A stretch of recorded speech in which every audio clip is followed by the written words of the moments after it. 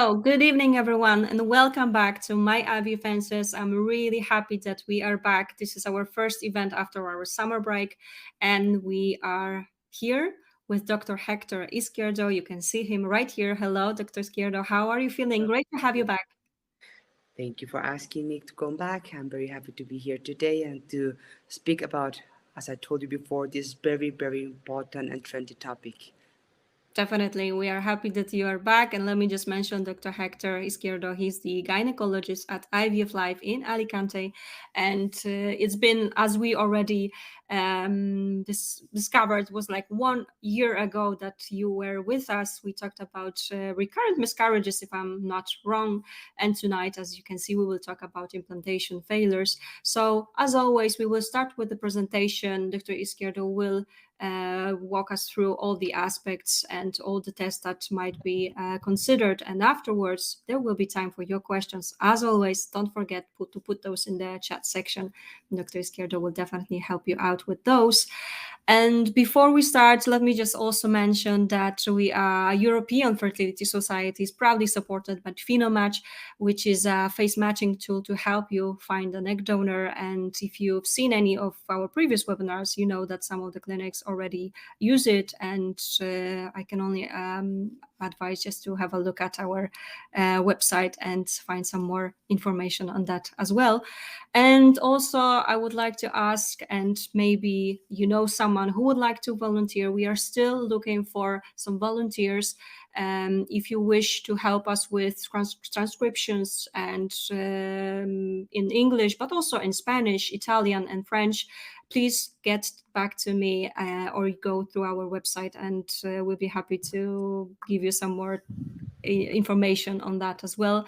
And plus, if you go to our website, I would like you to have a look and donate, simply because we want to support all the patients. As you know, European Fertility Society is focusing on education, but there are other things that we do. And I would like to also mention that Dr. Izquierdo himself is actually a member of European Fertility Society, and we are very happy that you joined us as well. Of course, the more the merrier, as they say, and also we know we are here for one particular reason: to help out as much as we possibly can, of course.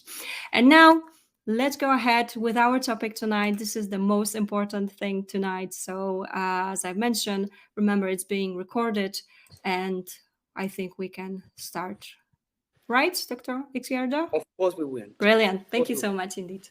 So first of all, many thanks everyone for being there. This is always very important for me, being able to educate a little bit and bring you a bit more information about these all difficult questions in this very hard journey that we all have to go through.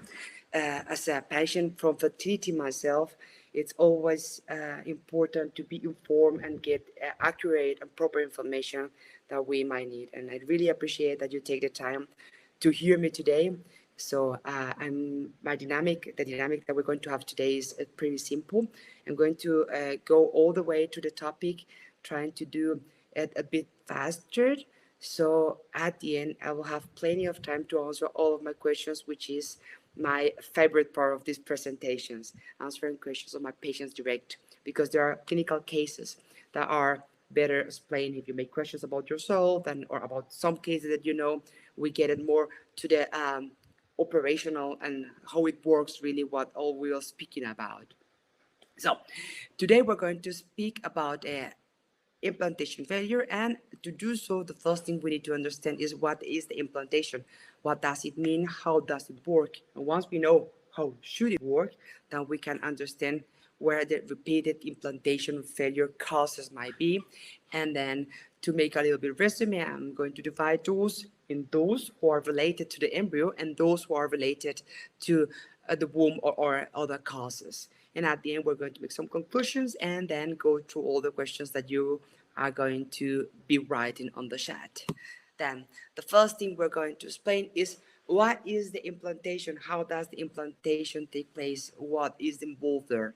So, as you know already, the first part of this process begins with transferring an embryo rolling out the tooth and get it in the womb, in the endometrial lining. Once it's go there, it happens around day 5 or 6 in the development of the embryo. The embryo, who's protected in a capsule that you see here, starts expanding and contracting until it makes enough energy to break the capsule who's holding it, and then starts to wander outside.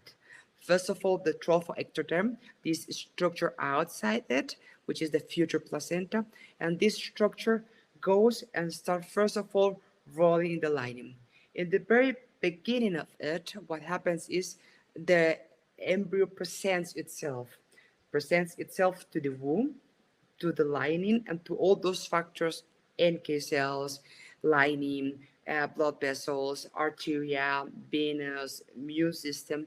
So they get to have a language in between of them, what we are speaking about later on.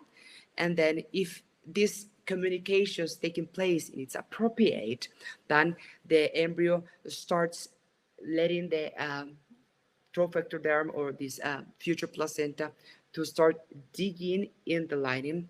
Meanwhile, from the side of the lining starts producing some lagoons who allow some blood to come to the embryo, as we see here. And then at the end, what happens is that a whole new structure called placenta is produced from the embryo, also the proplacenta, which is going to provide the embryo with the all blood supply that they need. And from the side of the lining, it was going to be a very nourishing lining that gives a lot of blood to this embryo, so it can be provided with other things that you want to give that baby who's developing. Uh, what is the repeated implantation failure? We've spoken about what should happen, and we said, okay, in order in medicine to give solution to a topic, we first of all need to make some decisions, some definitions. So there are two ways to approach this topic, and the first one of those is we think that all patients that are above 40 years old should be treated like patients with a repeated implantation failure. Why?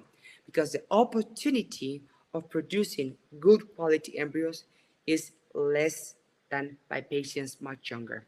Then, if the problem is the number of embryos that we have available, then we are much more sensitive with the topic and try to evaluate this cause of not succeeding from the very beginning.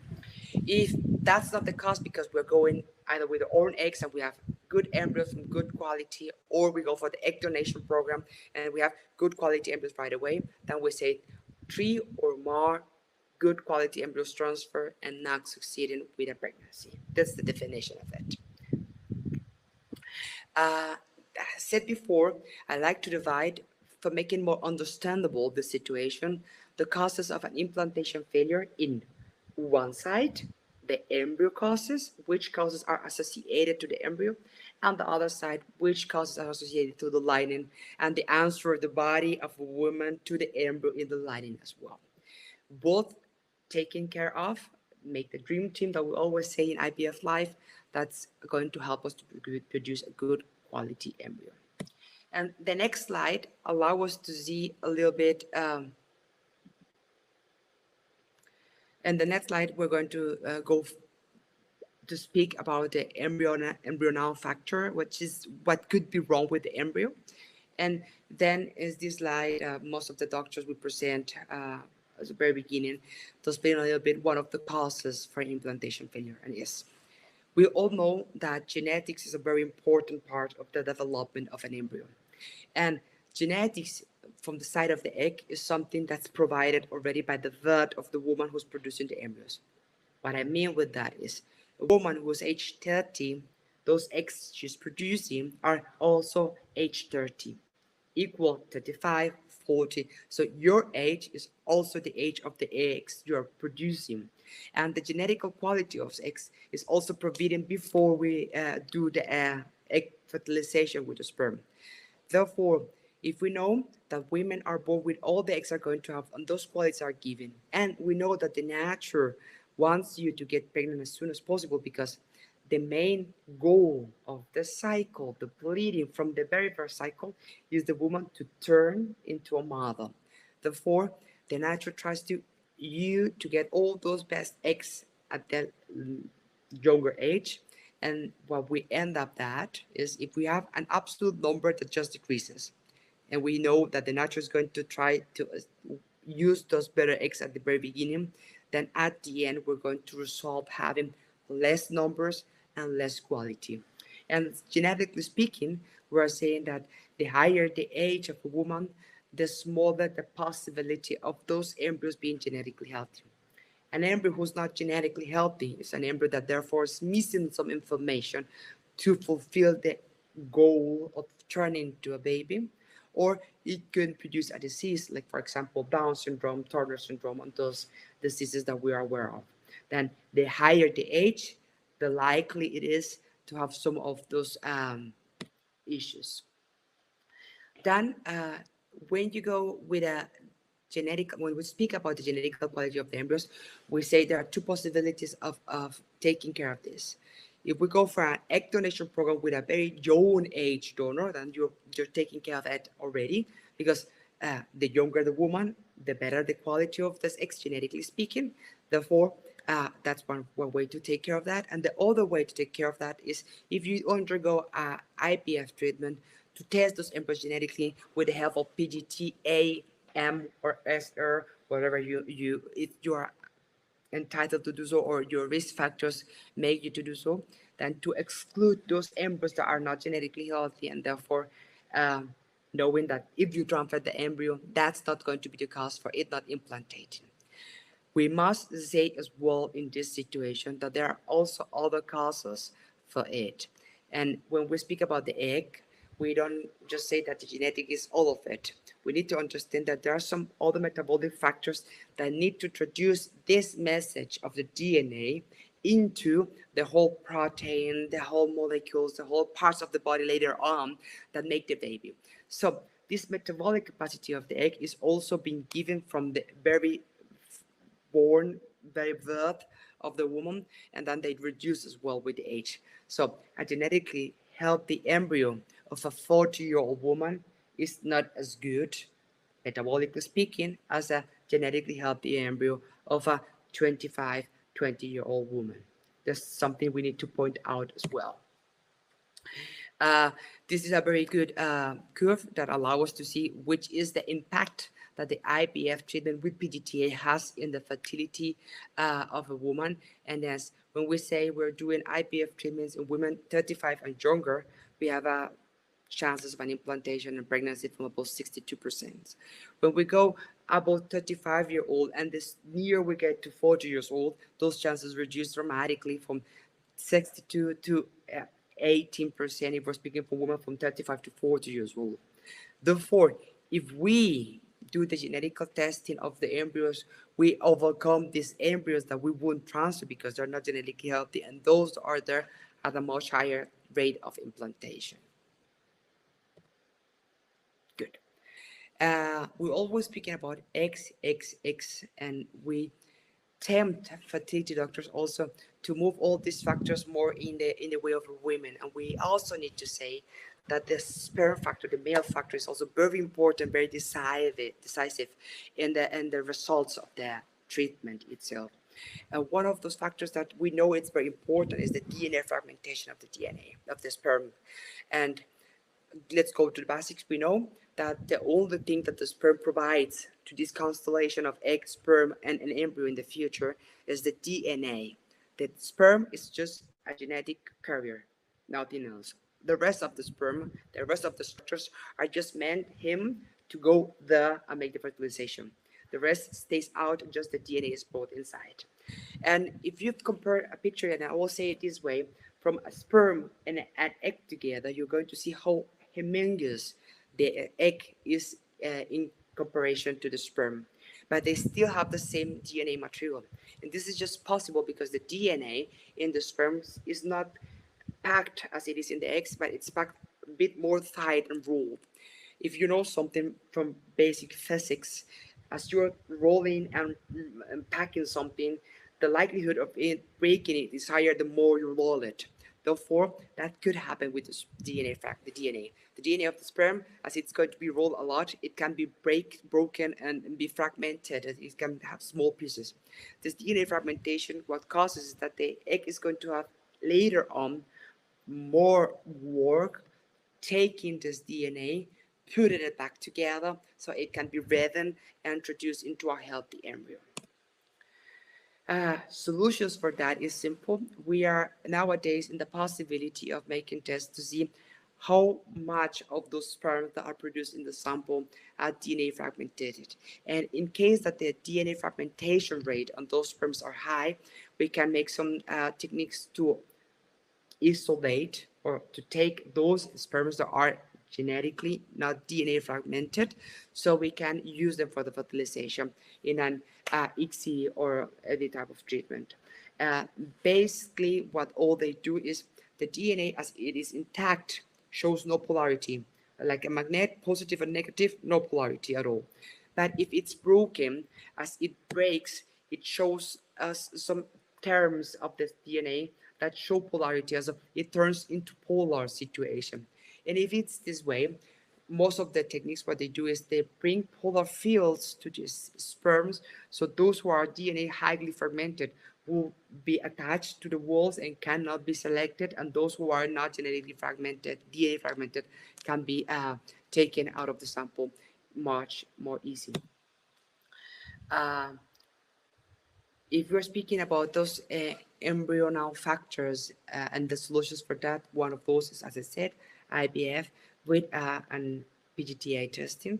If you're not going for your own eggs because you either don't have that egg quality that you cannot produce blastocysts or the numbers are not companion, or two possibilities that we can offer you fertility in terms in general is embryo adoption or an egg donation or double donation if needed as well, if the sperm quality is also an issue there.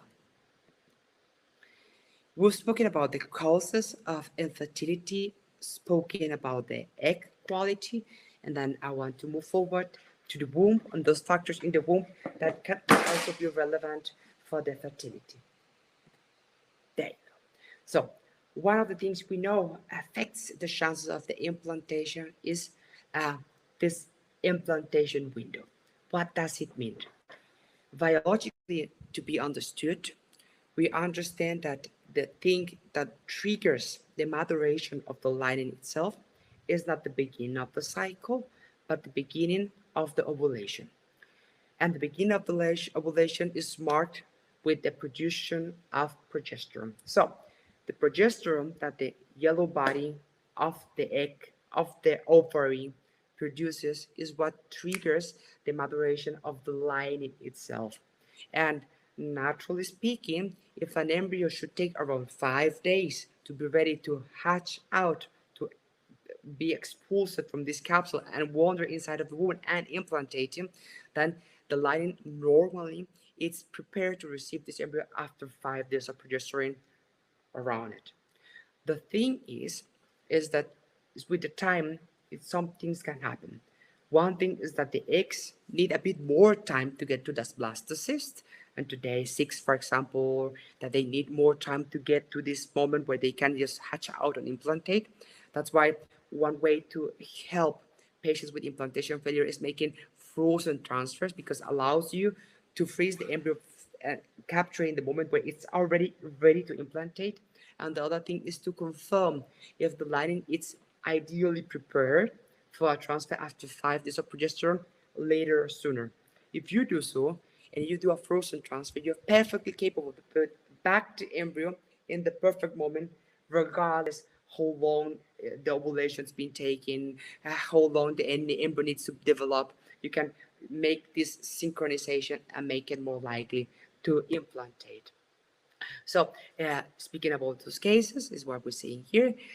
What was explained just before, that the beginning of the progesterone after the ovulation is what makes this lining from being just there to prepare for adapting the embryo, and this window is very important and can be more narrow or displaced with the time and the age.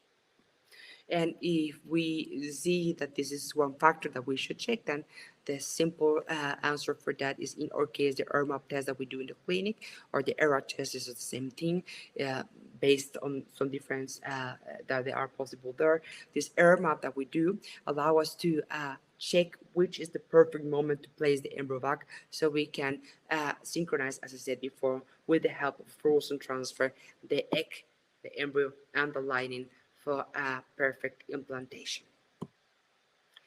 The other factors that are very important in the implantation, and there is something that it's always bring to confusion, is that immune system is very important for the implantation of an embryo.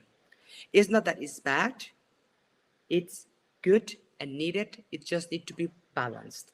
What do I mean with that? There are some factors in the endometrial lining that are those who allowed the implantation to happen.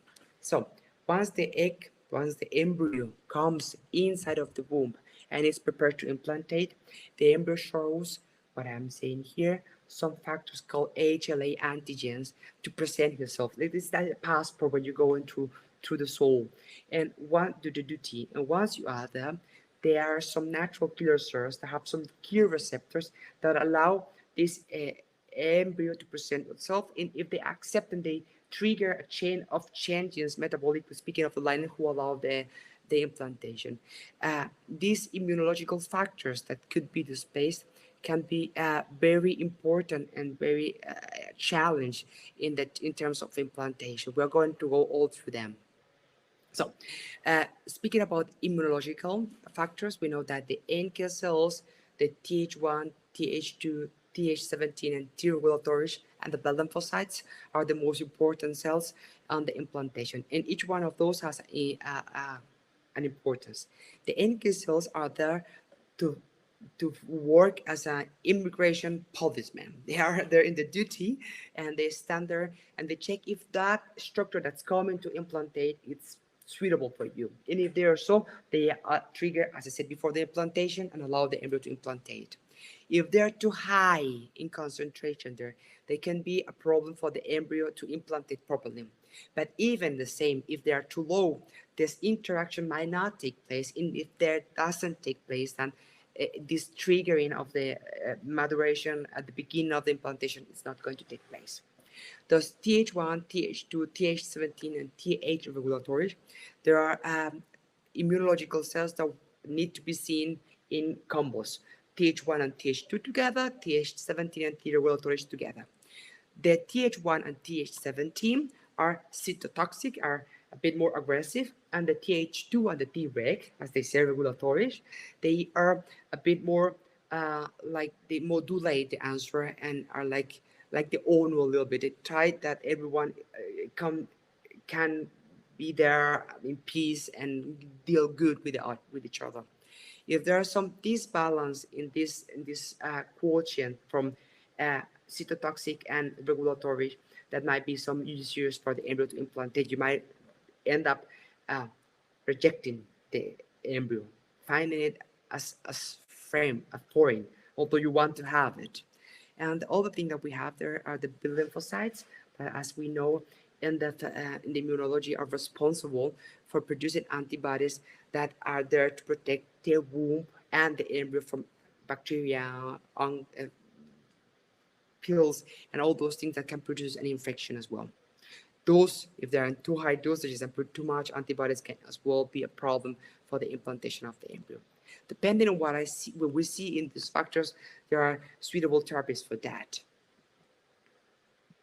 For example, for the NK cells, if they're too high, then we can use intralipids, for an instance. And if they're too low, then you will be benefited with orbital therapy, for example, to say something. Then we're going to speak about the key HLA factors. So, I said before, NK cells are there to trigger and to begin the implantation of an embryo coming to the lining. If that's way, those NK cells, they need to have a way to communicate with the embryo. The embryo shows the HLA factors, which is pretty much like my passport, as I said before, and the NK cells, they have Q receptors who are capable of reading these HLA factors. If the HLA, the embryo, and the cure of the NK cells do not match, then the NK cell is not going to activate itself, which is going to make the embryo more unlikely to get all those vessels, get all those hormones from the line that they need to implantate. So, and clear HLA and compatibility from donor, own eggs, sperm donor, and the woman who's taking the embryo to herself might reduce the chances of implantation. Then I want to go to the conclusions to give it a little bit of a closure to these all questions we've spoken about. So we say the main embryonic causes are aneuploidy, DNA fragmentation, or the metabolic quality of the embryo, who are to be solved with the PGTA, with a vaccine sperm testing, or egg donation, for example. And the causes of the endometrial issue could be a displaced implantation window with a testing and a transfer synchronization with a frozen transfer could solve. Immune cells abnormalities can be by immunological testing of the lining and immune therapy in terms of medication. And the cure HLA compatibility, which can be introduced in testing those sperms and those eggs and those egg donors if needed to make a modulatory treatment and to make a perfect match before we produce embryos. With this being said, I want as well to present you the whole IVF-Life Group. We've been growing a lot, and we have clinics in Spain, Alicante, Madrid, and in San Sebastian and Donosti in the Basque Country. And then we have as well some clinics in Manchester and in Baden-Baden. So feel free to contact us anytime you want under contact ALC at IVF-Life Group in Alicante if you want to speak to one of us. And we'll be delighted to answer those questions that might not be resolved in this chat that we're going to start. Now I'm done with the presentation, and I'll be very happy to read all those questions and answer them. I've seen already that we have many people there, 35, 34, Exactly. an exact, a very good number, and I'm eager to answer all those questions. That's good to hear. Thank you so much for your Yep, presentation. As always, you've been brilliant, and thank you for explaining all my those pleasure. things. And you are very right. As you can see, many questions are right here. So this is I'm excited. your time. So let's go ahead with the first questions. A question, as there are some of those. And let me see. Here's the first one. I have 4 embryo transfers of donor egg without implantation in Czech Republic. Very good quality of embryos. I used embryo glue every time. I am 48. Any advice?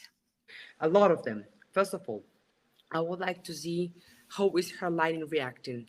In patients above 45, sometimes the issue is that the lining does not grow properly, that we cannot get a proper lining who is sufficient to provide the embryo with all nutrients they need. So testing the lining, have a good thickness of the lining for the transfer is very important. And if that's not working, we have all fertility doctors from specific countries the possibility of offering PRP, platelets-rich plasma, to help those lining growing. If the lining is growing enough, then I need to categorize this patient as an repeated implantation failure, and then we need to run all those tests we say before we make new embryos. Because if there is a cure, for example, HLA problem, then she will be better served if we find the perfect HLA donor for her to mix.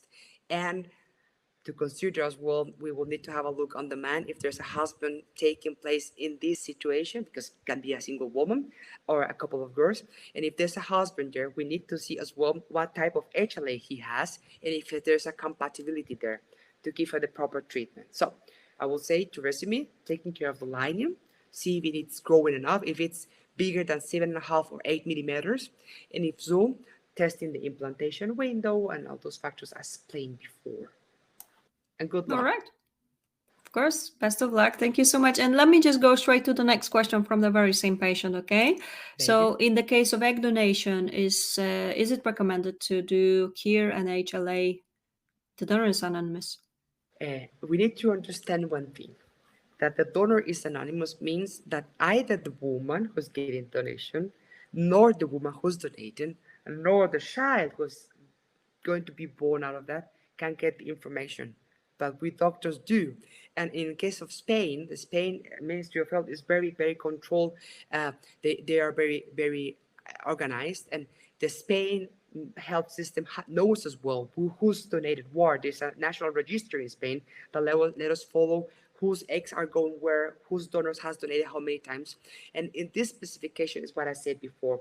She should be doing a clear HLA typing from herself, from the husband HLA, and from the donor HLA to make the perfect matching. Excellent. Thank you for the clarification.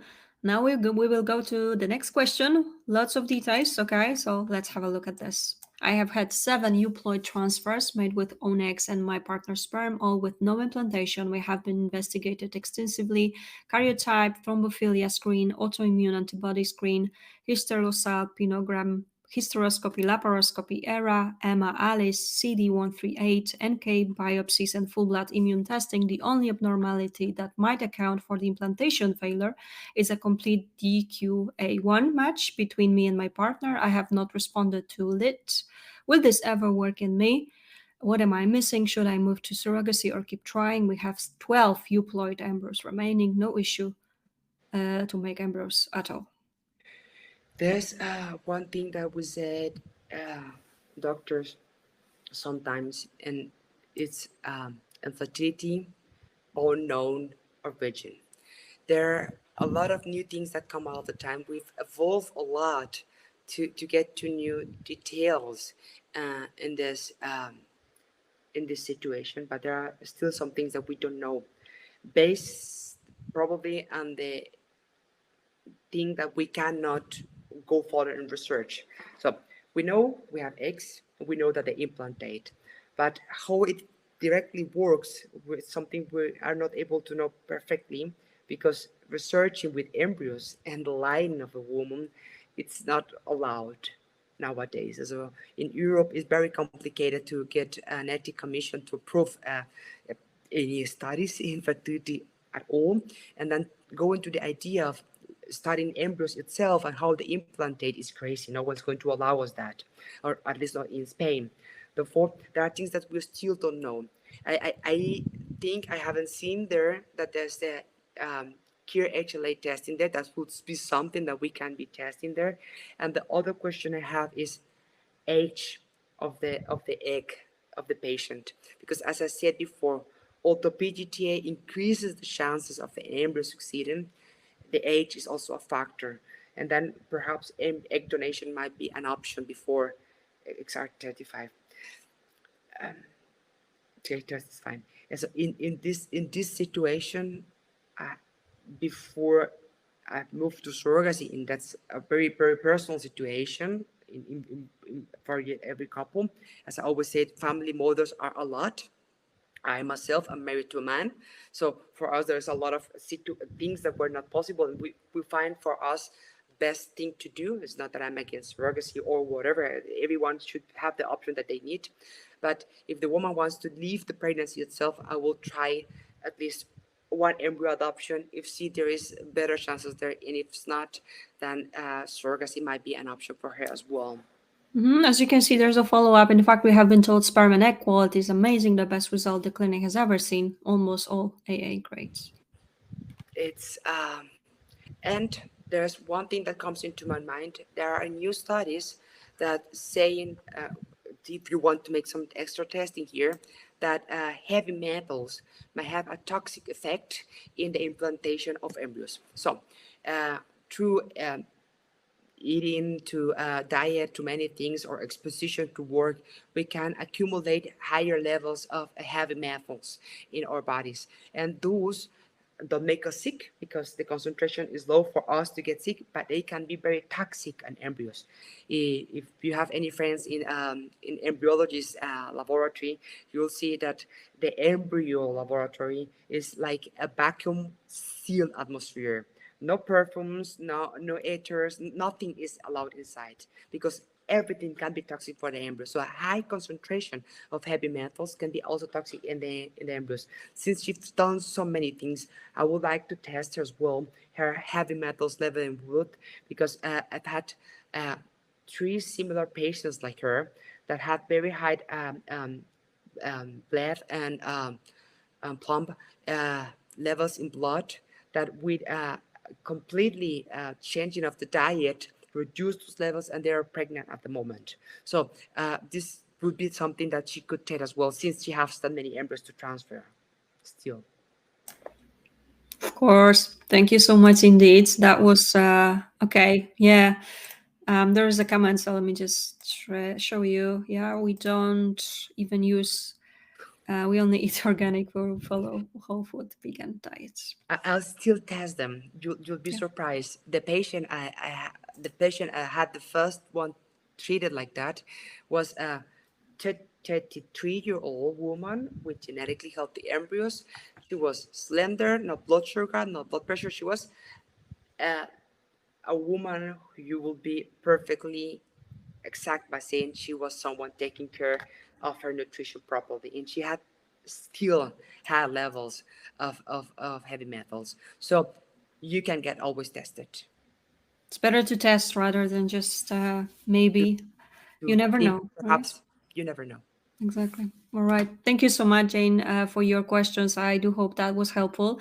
But also remember that if you wish to get some more advice, more face-to-face advice as well, I think it's possible. Just get in touch with the team. I'm sure they will be happy to help you out with some I'm, more. I'm Just always need some more details, right? As I'm always. always eager to speak to these very complicated cases. These Sure. are the most interesting. Thank you so much indeed. All right, let's have a look. More questions are coming in. Next question is from Lorraine.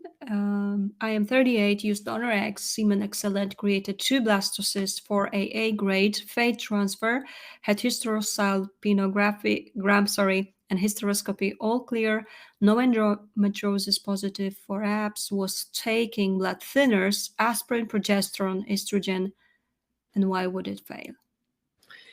In this specific case, all what I said before. So there are a lot more factors than just estrogens, progesterone, and quality of this embryos, just like that.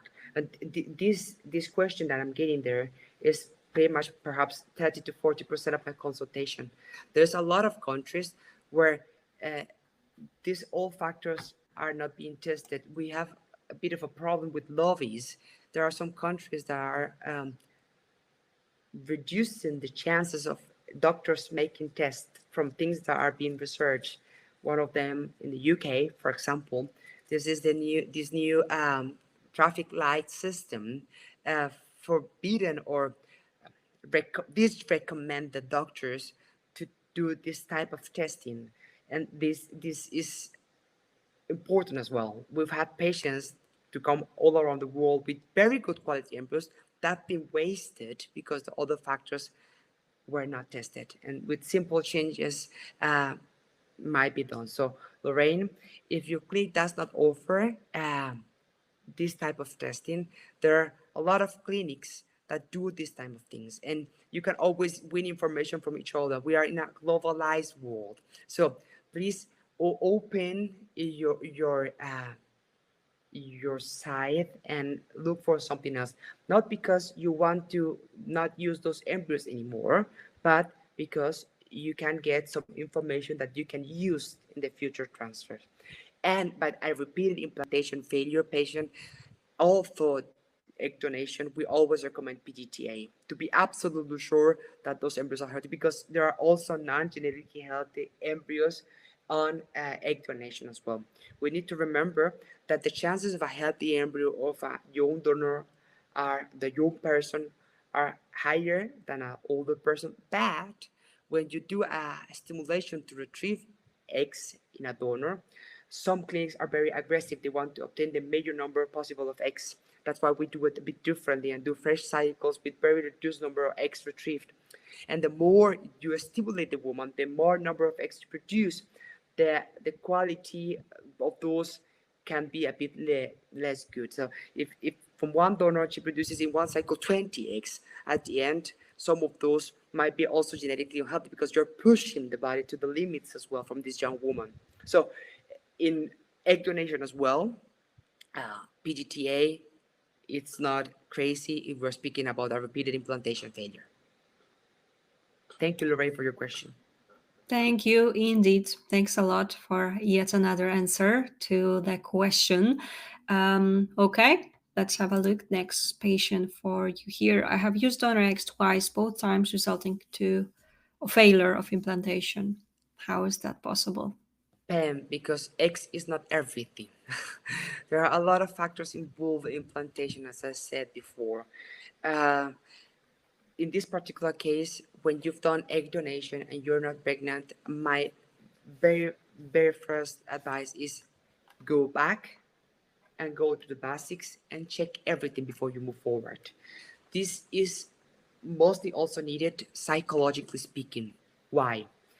When a woman has been trying to get pregnant with her own eggs and makes the step to egg donation, she thinks or she hopes that with this huge step, with this huge change of mind, with this huge commitment of saying, okay, I'm not using my eggs anymore, we're going to somewhere else, the world changes right away. And most of the times it does.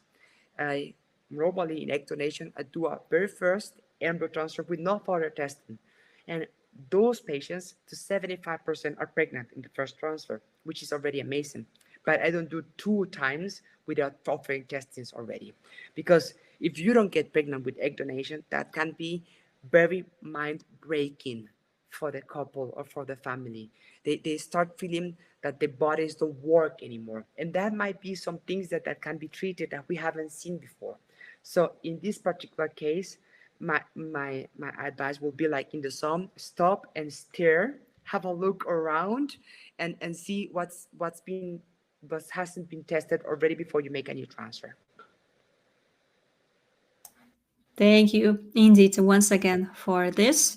Okay, let me go back to because I missed something, I think. So sorry, but let me just go here. From Belinda, hello, lovely to see you again. As we met in London last year at the event in the city, you were fantastic with all your advice.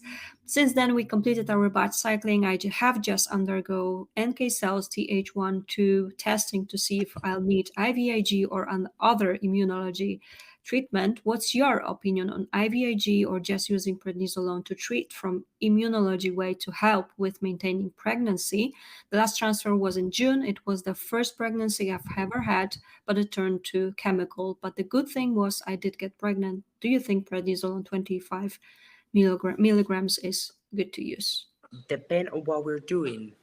And if you have any friends that are very into immunology, and for example, the branch of the medicine that takes care of that is the rheumatology, you will know that the prednisolone is just the all-purpose therapy. When the rheumatologists don't know how to treat an immune disease, they just give prednisolone because it just resets everything and see if it works. So if we are going so specific on making NK cells Th1, Th2, I would rather know which exactly is the disbalance to tell you which is the proper treatment for you. Because if the problem is just the Th1, Th2 balance, then either IVIG or prednisolone. You're a better candidate for tacrolimus or Prograf, the brand name. And if the NK cells are low, then either or, then you need Ovitrel. And if the NKs are too high, then you don't need IVIG, you don't need tacrolimus, you don't need prednisone, that high dosages, you just need infralipids. So it's more than just making plant therapy. We just need to accurate give you a therapy. Nevertheless, there are some studies running in America at this moment that are giving patients with repeated implantation failure, IVIG, or any immunoglobulin, Glamoon X, or any of those, for those patients with not bad results. Apparently, proposing those, bringing those antibodies, those immunoglobulins, antibodies in the body of the woman may allow to bring a better balance and stop the embryo from being rejected. and increasing the chances of a pregnancy. On the other side, these IVIG are antibodies themselves that could protect the embryo from being attacked from something else. And a low antibodies titer in their lining has shown also to be detrimental. So IVIG therapy alone for repeated implantation failure on cause, we don't know why, it's also possible. But since some testing will be perhaps better served if we have a look on which constellation is affecting her. Thank you so much, Melinda, for your thorough question and your Very good one. answer to this one. Definitely interesting one. Okay, let's have a look. This will be a bit of a longer question again, okay, with a little bit of details. 36, doing IVF with PGTA, PGTM to avoid passing on genetic condition. I'm a carrier 4. I've been pregnant naturally once before, but we decided to terminate in the second trimester due to the baby inheriting this genetic condition. Our first good grade 6BB day 6 euploid embryo led to an early chemical pregnancy. I'm getting ready for frozen embryo transfer 2 with another day 6BB euploid embryo, but I'm worried about getting the same outcome. Could the chemical pregnancy with my first frozen embryo transfer have just been bad luck? And if we keep transferring good grade euploid embryos, are we likely to achieve a live birth? More info. I've had 2 normal saline sonograms, normal fertilizis microbiome infection testing, normal TSH and vitamin D levels. My husband has been found to have high double-strand fragmentation, but it wasn't so high that we couldn't use the fertile chip, and we used ICSI. In this specific factor, and with women with a high complex situation like her, for all to understand this question, one thing is ruling out embryos that are genetically healthy with 35, when we expect that around 1/3 to maximum two-thirds, 1/3 to 30 to 40% of the embryos that we produce might be genetically unhealthy. PGTM testing is our ruling out mutations that may cause of disease of the embryos, and this changes dramatically the amount of available embryos that we can use. This type of testing, in my experience, when you produce a lot of embryos, you might be reduced from 8 embryos up to 3 or 2, which is very challenging. And in this type of person specifically, I wouldn't do any transfer before I've tested before, because going that way and producing embryos that are transferable, it's very, very hard. And the possibility of getting them again is not that high. So this is a type of person where I will test everything before making transfers to be sure that we're not missing any therapies. Thank you, Marianne, for your question. Okay, I hope that helps. And of course, if you have anything else you'd like to add, go ahead, take this in as well. And let's go to the question from Emma this time. I have a 6-year-old C-section naturally conceived and 1 miscarriage previously. On trying for a sibling, I have had 7 failed. IVF started when I was 36. 4th round ended in missed miscarriage. Other failed with good embryos. Had 2 rounds which have failed with excellent embryos. ERA showed receptive. Chicago test fine. I have had 2 hysteroscopy which were fine. I have 1 embryo left, so I am unsure what is the problem. Our last round we used max with the sperm. What were those embryos genetically testing? This is one thing I'll be interested on, because we made previous transfers. She's getting transfer and miscarriaging, and this is one of the most common causes for miscarriaging, the genetic quality of those embryos. So I will consider that. And speaking about Chicago test, fine, we need to remember one thing. Taking tests for immunological factors, DE? Donor X, right? Donor Emma? X. Okay. One thing that we need to say in this thing is that taking blood tests to see how the immunology works is not as accurate. Why? We need to understand that the blood is the transporter from all the immune cells to different tissues, but the concentration of those cells in all of the tissues is very different. We have organs in our body that have no immune cells, like the eyes and the brains, but we have organs in our body that have tons of them. So making conclusions out of blood tests is not accurate. We cannot extrapolate it one to one. It might be an association there, but it's not always like that. So it can be dangerous.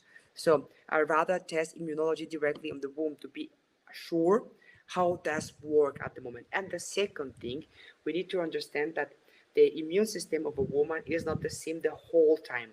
Women, directly by the moment they should get pregnant in the implantation window, they are immune differently. How come?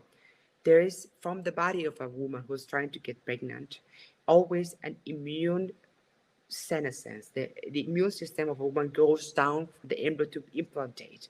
Therefore, testing your immune system in your womb or in your blood before that moment is not going to be accurate, because one way or the other, during the pregnancy and to get pregnant, your immune system goes down. That's why many people, many women who get pregnant and they have an herpes, they might have another herpes coming out, or they experience some pimples or some changes immunological speaking, because the immune system needs to go down to allow the implantation. Therefore, testing it outside of the implantation moment is not as clear and as specific as it could. All right. Thank you for yet another explanation. And excuse me. Let's have a look and a bit of a longer question here as well. And there's a thanks from Emma for you as well here. And the question is from Maya this time. We're both 35, trying to conceive, 2 years. Husband's sperm is great. High COSY was normal. Ovulate regularly. AMH 6.1 picomoles. Highly probable endometriosis. Decision not to lab by doctors due to likely location of main problem near sciatic nerve. Decision to go to IVF given time, trying to conceive, never been pregnant, first cycle, full follicles, 1 egg retrieved, 4 AB blastocyst, day 5, transfer painful as uterine fundus hit by inexperienced practitioner, BFN. Okay. Second cycle with androgen priming and max dose FSH, 4 follicles, 3 mature eggs, 3 blastocysts, fresh transfer 4 AB, much better transfer with experienced doctor. Due to do frozen embryo transfer with 4 BB, still have another blastocyst after that, 4 BC, I think. Offered 3 biopsy if want, but told 2 failed transfers fairly normal and would advise carrying on. Do you agree? I'm nervous endometriosis is infecting implantation and will waste good embryo when already have history of poor ovarian response. I may not get many more. Three things. First of all, numbers always come together with quality. So, a woman with 35-year-old and a low ovarian reserve and low response, it's terms of genetical quality more similar to a 40-year-old woman than to a 30-year-old woman. That means that PGTA in this specific case might not be silly, and they allow us to know that those embryos were not all healthy and therefore not capable of producing a pregnancy. First thing. Second thing, by endometriosis, avoiding fresh transfers. Why? Every time we do a stimulation, we trigger the endometriosis back.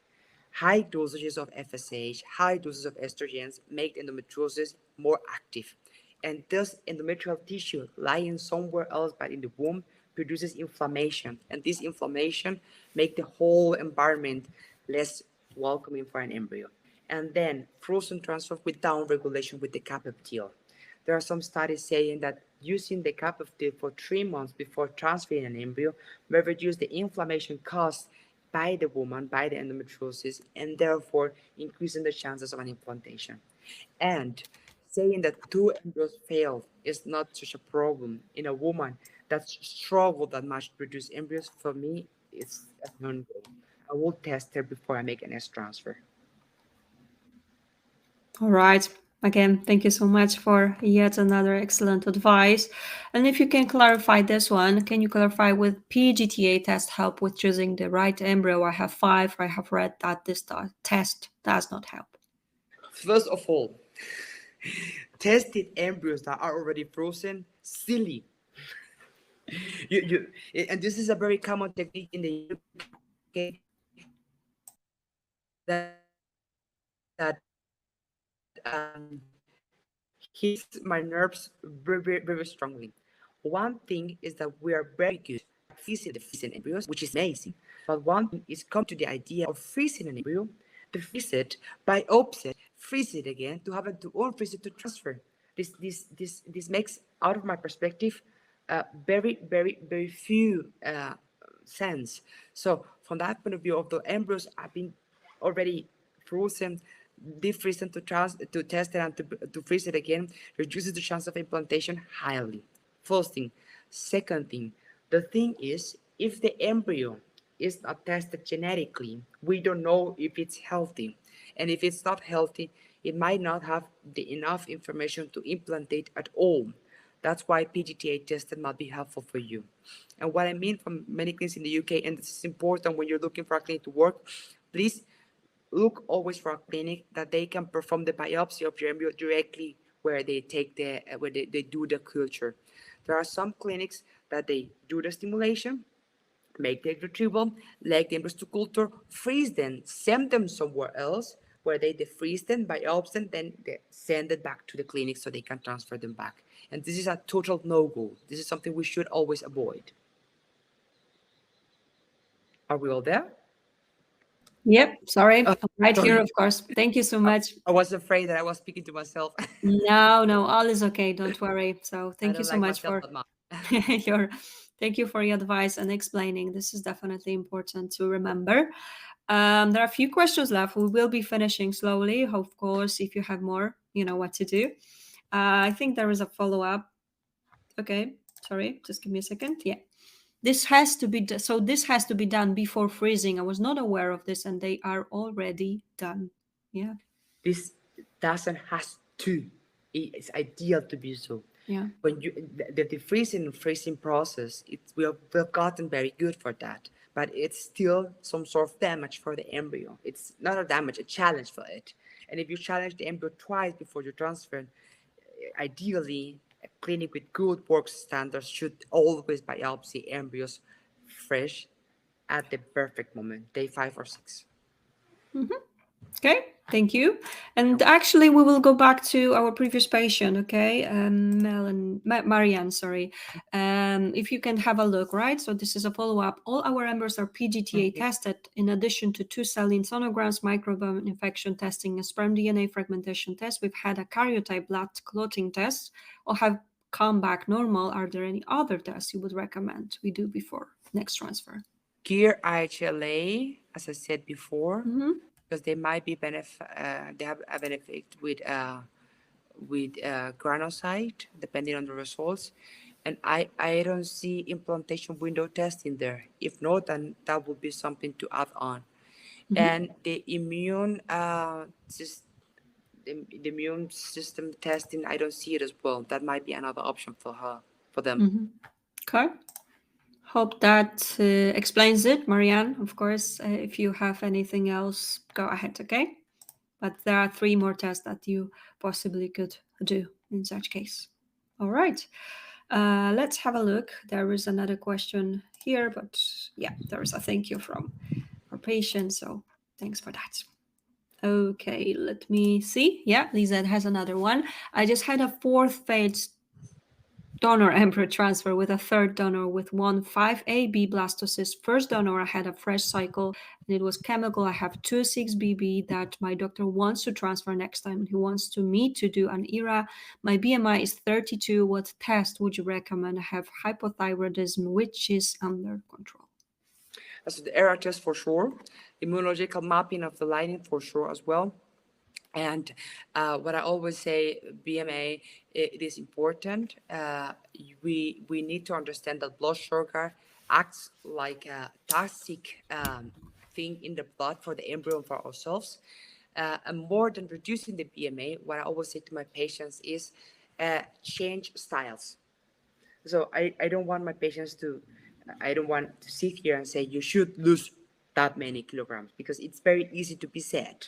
But once you say it that way, you add additional stress to the whole process, which at the end produces more cortisol, more insulin, and makes the whole process even harder.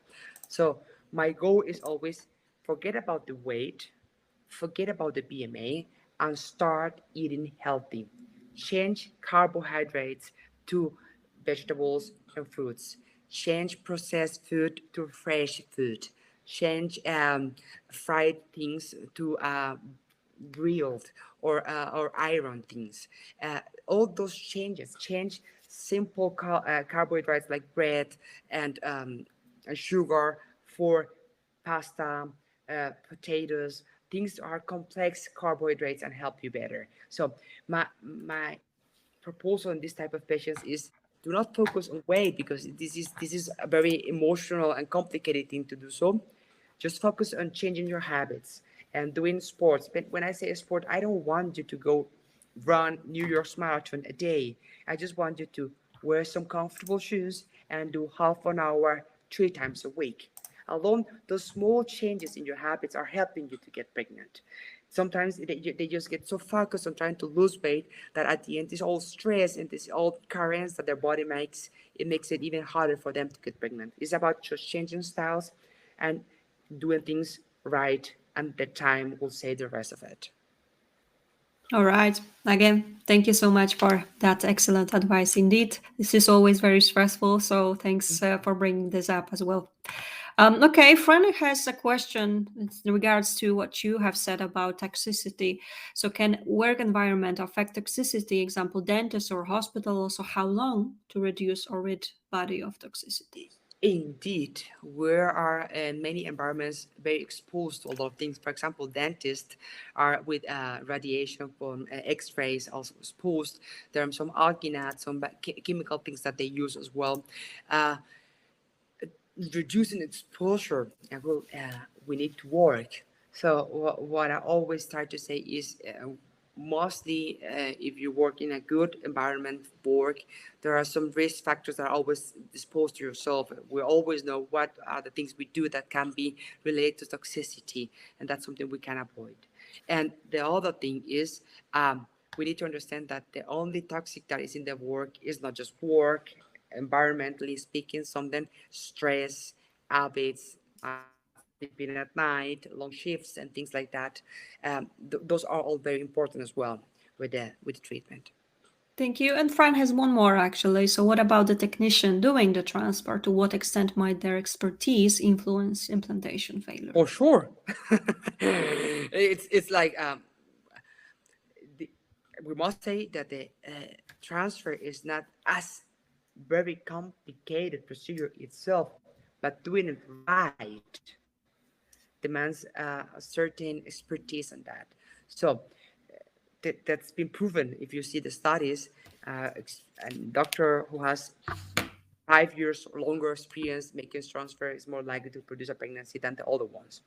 That's the fact, and not just time, also experience. So a clinic who produces 600 transfers a year, it's a whole different thing to a clinic that has 100.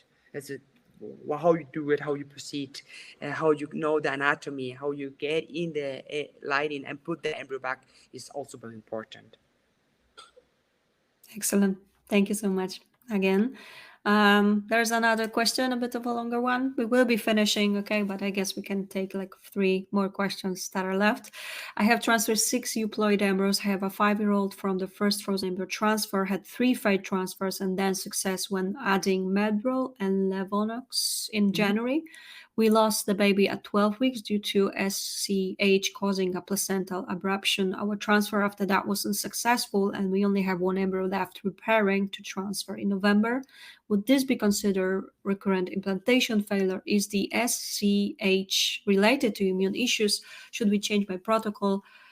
My RE is having me suppressed with Pronervera, 10 milligrams 2 times a day leading up to transfer meds because he doesn't think Lupron is necessary. Okay, good. There are a lot of things to speak about that. Yeah, you are considered a repeated implantation failure for sure after the situation you've gone to. Provera, it's not my duress medication, and more for the subcutaneous intramuscular injection from Luvion, for example, Lupron or something like that. The metabolism of it and the availability of the medication in blood is higher, and for the embryo as well. Uh, I will make some testing regarding immunology. I will make some testing regarding antibodies, ANA, and all those things to rule out the causes of repeated abortion as well before we make a next transfer. I think we should do it. More of it because we don't have that much embryos left as well. All right, thank you so much. And as you can see, thank you. That is helpful as well. And as I mentioned, 2 questions. So this is a follow-up from Marianne. Would you still recommend HLA and KIR testing when we've previously had a healthy, natural, ongoing pregnancy? Not strictly necessary. Okay. Not strictly necessary. All right, I guess that's all. Thank you. Thank you for that. And yeah, Marianne also would like to say thanks. And Bill, I believe that is the final question. Hello, Dr. Hector. In case of double donation, what task would you eventually recommend? In this specific case, if we haven't done transfers before, I will just do a first transfer and see how it goes. As I said, always, I think although these all tests are important, we need to try to do the most with the less. So getting crazy, making all those tests without any reason not to succeed, I don't think that's necessary. But if we transfer our first embryo and we do not succeed, then I will start with a whole chain of testing to see if there are some other causes for you not to get pregnant. All right, thanks so much. In the meantime, one more question showed up, so I guess we can still have a look, okay? So, miscarriage at week 8 due to aneuploid in chromosome 4 ended up in provoked thrombosis. I am looking there for to change clinic. Do you think in your clinic, IVF treatments are provided for patients with one episode of thrombosis? I need to start again from scratch. Of course, she just need to be taken care with the accurate Clexane therapy. So, and a thrombosis in the history is not the reason not to treat her or not to allow her to be a mother. She just need to have a whole blood protein issues diagnostic to see how she need to be therapy. And before the egg retrieval, we just need to make sure what type of medication she's getting, if she's getting Clexane, heparin, Hubor, or whatever, and to stop it before the egg retrieval at the right moment and to begin again with it after the egg retrieval right away. But this is perfectly capable. So people with thrombosis can get hip replacements, heart operation. How are we going to tell a woman because she had one thrombosis that she's not going to be a mother anymore? She just need to be good taken care of. Of course. All right.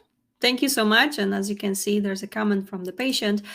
Someone else asked for the details. They would like to get in touch with you. And I guess the best way is just simply go to The website. the website, or just go to this email address. You can just save it for yourself. And once you send a message there, you can write in whatever language you speak. Do not worry, because the assistant is going to pass it back to the direct person who speaks your language and can communicate in your home language, so you don't have to struggle trying how to tell this properly. Exactly. We think it's very important for you to be spoken in your language so you can communicate easily. Brilliant. And I'm sure it's going to be discussed, so you will be able to get some more details. Sorry, one more question. I think we can still have a look at this. Okay, just a second. Can you clarify, will a PGTA test help with choosing the right embryo? I have 5. Oh, I think we already answered that. Yes. Yeah, sorry. I think that we already answered that, Maria. And if you haven't seen it, then don't worry, it's been recorded, so you will have a chance to watch this. It will be available on our website actually tomorrow, or our YouTube channel, which I encourage you to subscribe to. So that will be it. That will be it for today. So thanks a lot, everyone, for joining us. And thank you so much, Dr. Izquierdo, for again being here and helping with all the questions. As you can see, there are many thank yous right here. Thanks so much. My great pleasure. Thank you for the invitation, and feel free to contact us to have some other questions solved. Definitely. One. Thank you so much, and I can only agree with this one. I love your explanations. Thank you for making this so sounds so simple. Of course, we know it's not, but it's good to be encouraged. So thanks a lot for this. And I also would like to still mention that we will be back on Thursday. There is a special event, which is an online event, but this will be more of a online patient meeting because we will have a camera. So if you are interested in egg donation cycle and would like to get some more details and answers, because there will be Q&A, I can only encourage you. We will be there at With Dr. Douglas.